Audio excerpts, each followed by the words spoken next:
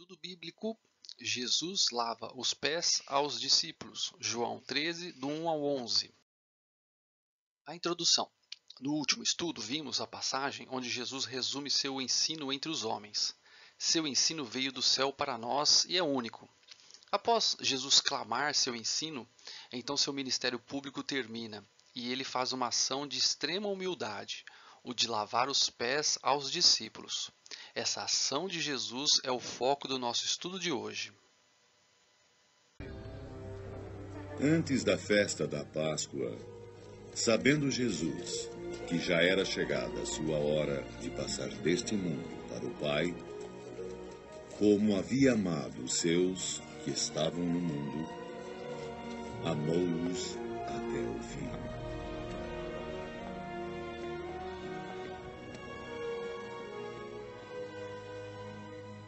Jesus e seus discípulos cearam. Já tinha o diabo posto no coração de Judas Iscariotes, filho de Simão, a ideia de trair Jesus. Jesus, sabendo que o Pai tinha depositado nas suas mãos todas as coisas e que havia saído de Deus e ia para Deus,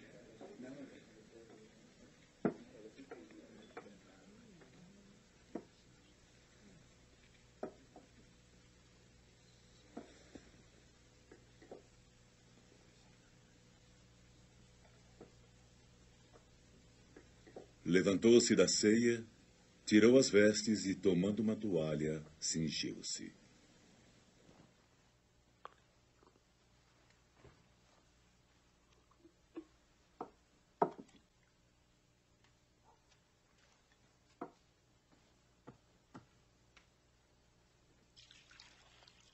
Depois deitou água numa bacia e começou a lavar os pés dos discípulos e a enxugar-lhes com a toalha com que estava cingido.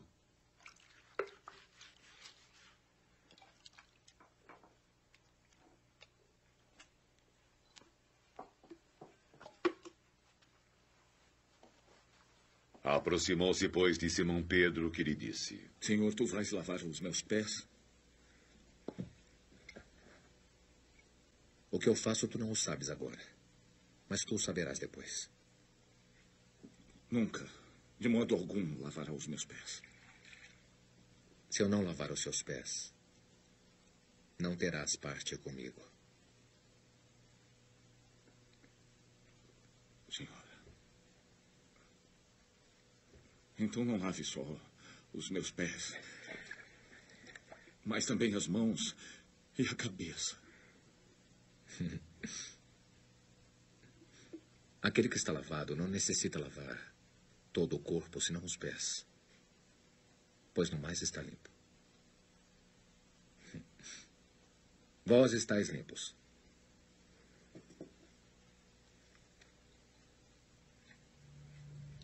mas não todos. Porque bem sabia ele quem o havia de trair. O primeiro versículo.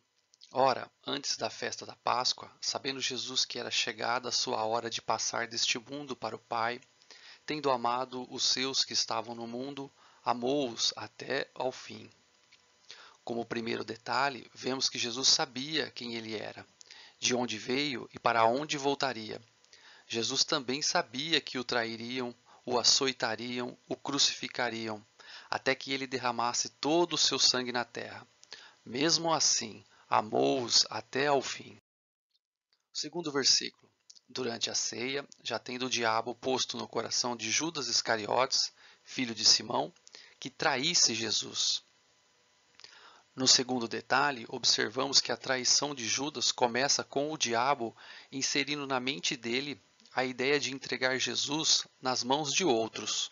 Jesus estava nas mãos do Pai, porém o diabo consegue convencer a Judas de que seria melhor que Jesus fosse transferido para outra esfera de poder ou uso. Essa transferência deixaria Jesus sob os cuidados dos principais sacerdotes e escribas. Um detalhe interessante sobre essa traição é que não foi primeiramente ideia do diabo. Antes do diabo colocar essa ideia na mente de Judas, os principais sacerdotes já haviam deliberado matar Jesus à traição. Vamos ao texto de Mateus. Mateus 26, do 1 ao 4 diz: Tendo Jesus acabado todos esses ensinamentos, disse a seus discípulos: Sabeis que, daqui a 2 dias, celebrar-se-á a Páscoa, e o Filho do Homem será entregue para ser crucificado. Então, os principais sacerdotes e os anciãos do povo se reuniram no palácio do sumo sacerdote, chamado Caifás, e deliberaram prender Jesus à traição e matá-lo. Juntando tudo, temos que já havia uma decisão dos principais sacerdotes em matar Jesus à traição, ou seja, atrair com engano, astúcia, fraude, malícia. Então o diabo apenas colocou no coração de Judas, com engano, astúcia, fraude e malícia, que entregasse Jesus nas mãos deles. O diabo apenas convenceu Judas, com engano, astúcia, fraude e malícia, que entregando Jesus aos principais sacerdotes, então este estaria sob excelentes cuidados por essa esfera de poder. O diabo apenas fez a ponte entre eles. O terceiro, quarto e quinto versículos. Ora, sabendo este que o Pai tudo confiara às suas mãos, que ele viera de Deus e voltava para Deus, levantou-se da ceia, tirou a vestimenta de cima e, tomando uma toalha, cingiu-se com ela. Depois deitou água na bacia e passou a lavar os pés aos discípulos e a enxugar-lhes com a toalha com que estava cingido. Como terceiro detalhe, temos que Jesus passa a fazer um trabalho que era do menor servo de uma casa. O menor servo era o que lavava os pés dos que chegavam a uma casa na sua época. Esse exemplo de Jesus é facilmente entendido como um exemplo de humildade e é repetido por muitos. Esse exemplo é repetido no catolicismo, na Umbanda, no hinduísmo, em casamentos e também no espiritismo e em muitos outros. Voltando ao texto, João escreveu que Jesus passou a lavar os pés aos discípulos, ou seja, lavou os pés do Judas Iscariotes. Mesmo sabendo da traição, Jesus amou a Judas até o fim, como está no primeiro versículo do nosso estudo. Jesus se coloca como o menor servo, ou seja, o servo de todos. Jesus veio para servir e não para ser servido.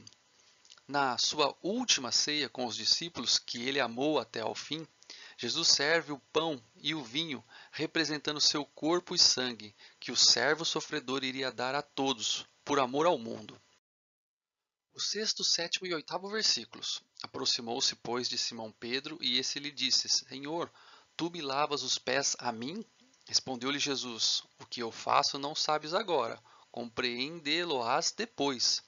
Disse-lhe Pedro: Nunca me lavará os pés. Respondeu-lhe Jesus: Se eu não te lavar, não tens parte comigo. Como quarto detalhe, vemos que Jesus disse que Pedro iria compreender depois. Esse tempo depois foram apenas alguns minutos, visto que 3 versículos depois Jesus explica. João 13, do 12 ao 15. Depois de lhes ter lavado os pés, tomou as vestes e, voltando à mesa, perguntou-lhes: Compreendeis o que eu vos fiz? Vós me chamais o Mestre e o Senhor, e bem dizeis, porque eu sou. Ora, se eu, sendo o Senhor e Mestre, vos lavei os pés, também vós deveis lavar os pés uns dos outros, porque eu vos dei exemplo para que, como eu vos fiz, façais vós também. Todos entenderam que foi uma lição de humildade de Jesus. O ritual do lava-pés é repetido em muitos lugares do mundo, apenas como lembrança dessa lição de humildade que Jesus nos deixou. Já que compreendemos que devemos lavar os pés uns aos outros como exemplo de humildade de Jesus, então qual das atitudes abaixo é um exemplo de lava-pés no século XXI? Ajudar financeiramente? Distribuir marmitas? Dar esmolas? Participar de multirão? Ajudar a velhinha na rua? Ou visitar ou ajudar pessoas doentes? Os exemplos do século XXI são válidos e devem ser feitos. Porém, o exemplo do lava-pés que Jesus nos deixou é um pouco mais profundo. Para melhor compreensão, temos que continuar o texto e vermos a atitude do discípulo Pedro. Vamos voltar ao texto. Tu me lavas os pés a mim? Disse-lhe Pedro, nunca me lavarás os pés. Respondeu-lhe Jesus, se eu não te lavar, não tens parte comigo. Como quinto detalhe, vemos que Pedro olha primeiro para a posição de Jesus. Pedro sabe que Jesus é o Cristo que devia vir ao mundo. Pedro sabe que Jesus veio do Pai e para o Pai voltaria. Pedro sabe que tudo está confiado nas mãos de Jesus, por isso hesita. Ao hesitar, dizendo a Jesus que nunca lavaria seus pés, então Jesus responde para Pedro que se ele não permitir que Jesus desça de posição a esse ponto de lavar aos pés, quanto mais Pedro aceitaria que ele, Jesus, fosse para a cruz. E isso realmente aconteceu. Mateus 16, do 21 ao 23. Desde esse tempo começou Jesus Cristo a mostrar a seus discípulos que lhe era necessário seguir para Jerusalém e sofrer muitas coisas dos anciãos, dos principais sacerdotes e dos escribas, ser morto e ressuscitado no terceiro dia. E Pedro, chamando-o à parte, começou a reprová-lo, dizendo: Tem compaixão de ti, Senhor, isso de modo algum te acontecerá. Mas Jesus, voltando-se, disse a Pedro: Arreda-te, Satanás, tu és para mim pedra de tropeço, porque não cogitas das coisas de Deus, e sim das dos homens. O exemplo do lava-pés é uma questão de posição no reino de Deus, onde o maior é o que mais serve. Jesus é o maior e se tornou servo de todos, e fez o que ninguém no reino de Deus poderia fazer, ou seja, derramar seu sangue inocente como remissão dos pecados. É o justo pelos injustos, é o perfeito pelos imperfeitos. Os apóstolos de Jesus têm alta posição no reino dos céus. O próprio Jesus disse que eles vão se assentar em 12 tronos e julgar as 12 tribos de Israel. Novamente, Jesus disse isso a uma questão levantada por Pedro.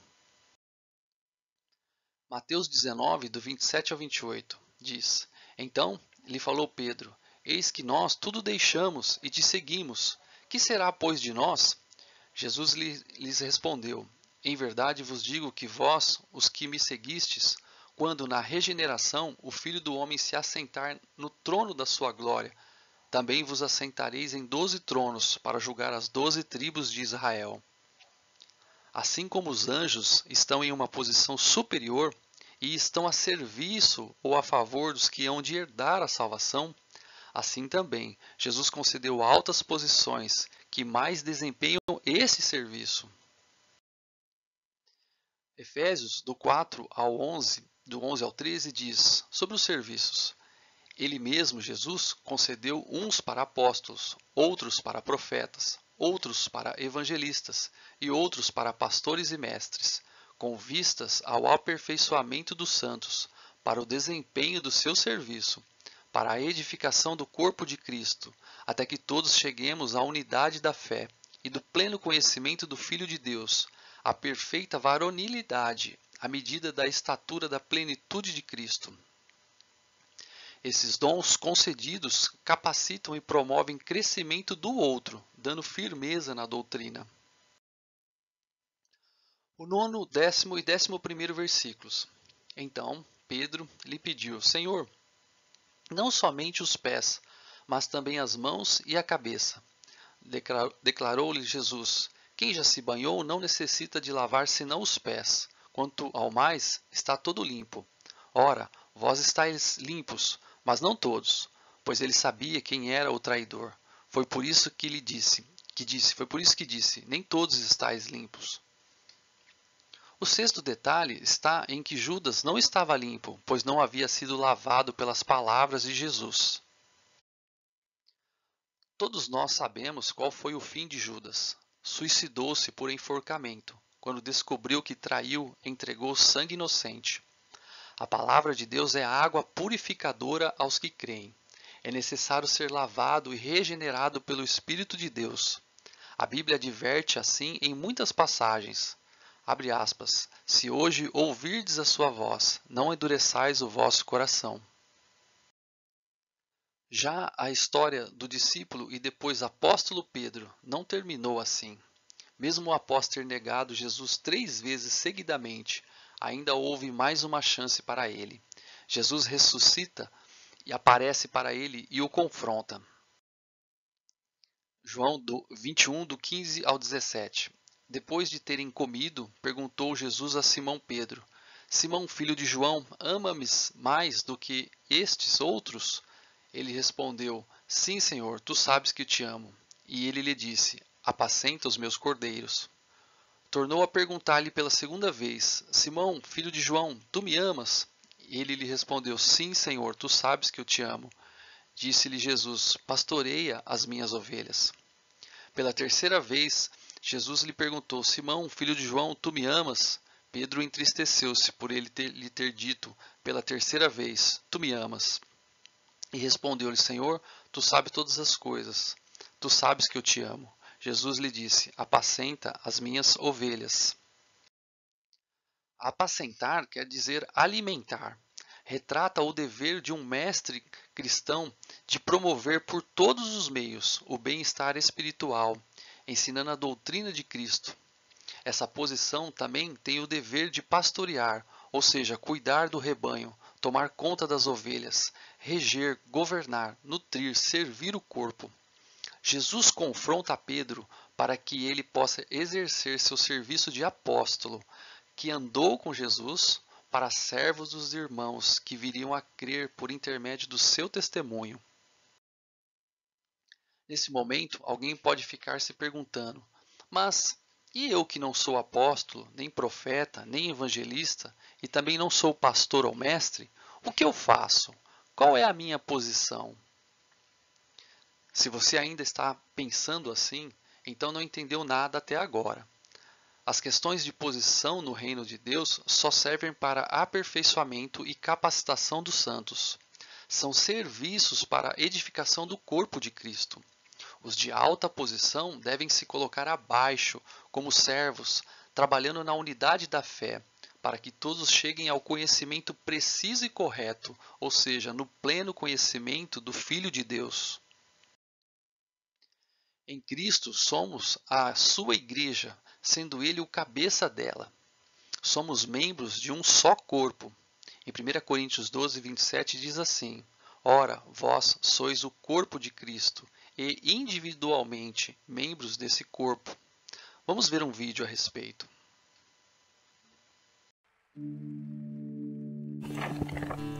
Certa vez li uma história que falava sobre um dia em que os órgãos do corpo humano entraram em guerra. Tudo começou quando eles resolveram eleger quem era o mais importante, o órgão-rei, o comandante. Os olhos não aceitavam perder. Alegavam que eram não somente os mais lindos, mas também os mais úteis, pois tudo vinha ao corpo por eles. O cérebro, porém, indagava com veemência. Ora, quem é por acaso que interpreta todas as imagens trazidas pelos olhos e cria para o resto do corpo as emoções, os instintos e todos os sentimentos e reações? A boca, para variar, não aceitava ficar calada. Alegava que de nada valia a visão dos olhos e a coordenação do cérebro se ela não realizasse sua tarefa: provar, mastigar, ingerir e falar. O intestino pediu a palavra, mas os outros órgãos fizeram um coro unânime. Fica quieto aí, você não está à altura do debate. As mãos aproveitaram que o assunto foi interrompido e iniciaram uma discussão pessoal com os olhos e a boca. Quem é que segura e leva a comida até você, boca? Quem é que limpa vocês, olhos? E assim mais alguns entraram na disputa. O pulmão alegando a vitalidade da respiração, o coração defendendo suas funções de bombear o sangue, os rins, o fígado e vários outros. Até que depois de ter a palavra negada mais de uma vez, o intestino gritou lá de baixo: Estou de greve, não funciono mais. E deu sua participação por encerrada na confusão. Na hora, ninguém deu a mínima, mas com o passar do tempo a situação começou a ficar muito difícil para todo o corpo. Os olhos já não enxergavam direito, as pernas perderam as forças, as mãos estavam trêmulas, o cérebro já não conseguia pensar, a boca urrava, o estômago doía, até que todos imploraram para que o intestino voltasse a funcionar. No final, todos perceberam que a parte mais simples do corpo afeta todas as outras quando deixa de funcionar. Paulo usa uma metáfora semelhante para se referir à Igreja de Deus. Em sua primeira carta aos Coríntios, capítulo 12, a partir do verso 25, ele nos lembra: para que não haja divisão no corpo, pelo contrário, cooperem os membros com igual cuidado em favor uns dos outros, de maneira que se um membro sofre, todos sofrem com ele, e se um deles é honrado, com ele todos se regozijam.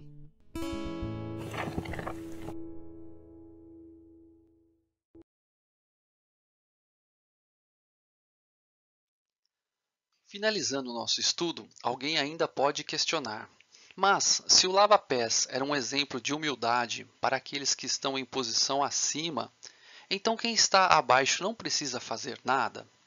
A resposta passa por aquilo que Paulo escreveu aos Gálatas 6:2. Irmãos, se alguém for surpreendido em alguma falta, vós que sois espirituais, corrigi-o com o espírito de brandura, e guarda-te para que não sejas também tentado. Levai as cargas uns dos outros, e assim cumprireis a lei de Cristo. Paulo diz aos Gálatas que se houver alguma falta, ou algum deslize, ou desvio da verdade, delito ou pecado, então vós que sois espirituais, ou seja, vós que possuem maturidade espiritual, devem corrigir a pessoa com o espírito de brandura, ou seja, gentileza, bondade, humildade. Temos um mini estudo completo sobre a maturidade espiritual no canal do YouTube, chamado Compartilhando Estudos Bíblicos. A Bíblia apresenta 4 níveis de maturidade espiritual. A maturidade é medida pelo nível de fé da pessoa, o que possibilita acolher o que é mais fraco na fé. Nós temos o bebê, que é um recém-convertido na fé. A Bíblia também traz a criança, que é agitada. A Bíblia traz o jovem na fé, que enfrenta lutas intensas. E a Bíblia também traz o adulto, que é aquele que tem discernimento do bem e do mal. Ambos, pelo nível de fé encontrado nas Escrituras, podem se colocar em humildade abaixo. O adulto pode se colocar abaixo do jovem, da criança, do bebê. O jovem pode se colocar abaixo da criança e do bebê. E até mesmo a criança pode se colocar abaixo do bebê em humildade, ajudando vós que sois espirituais. Ou seja, isso possibilita a gente acolher o que é mais fraco na fé. Paulo completa o versículo: levai a carga uns dos outros. As cargas, do grego baros, quer dizer opressão, peso, carga, preocupação. Podemos ajudar nosso irmão levando esses fardos, cargas, pesos ou preocupações, como por exemplo tristezas, calamidades e etc. A ideia é colocar sobre si mesmo algo para ser carregado, suportando em humildade e servidão, considerando o meu irmão superior. Paulo detalhou aos Filipenses 2, do 2 ao 8. Completai a minha alegria, de modo que penseis a mesma coisa, tenhais o mesmo amor, sejais unidos de alma, tendo o mesmo sentimento. Nada façais por partidarismo ou vanglória, mas por humildade, considerando cada um os outros superiores a si mesmo. Não tenha cada um em vista o que é propriamente seu, senão também cada qual o que é dos outros. Tende em vós o mesmo sentimento que houve também em Cristo Jesus, pois ele, subsistindo em forma de Deus, não julgou como usurpação o ser igual a Deus. Antes, a si mesmo se esvaziou, assumindo a forma de servo, tornando-se em semelhança de homens, e reconhecido em figura humana. A si mesmo se humilhou, tornando-se obediente até a morte e morte de cruz.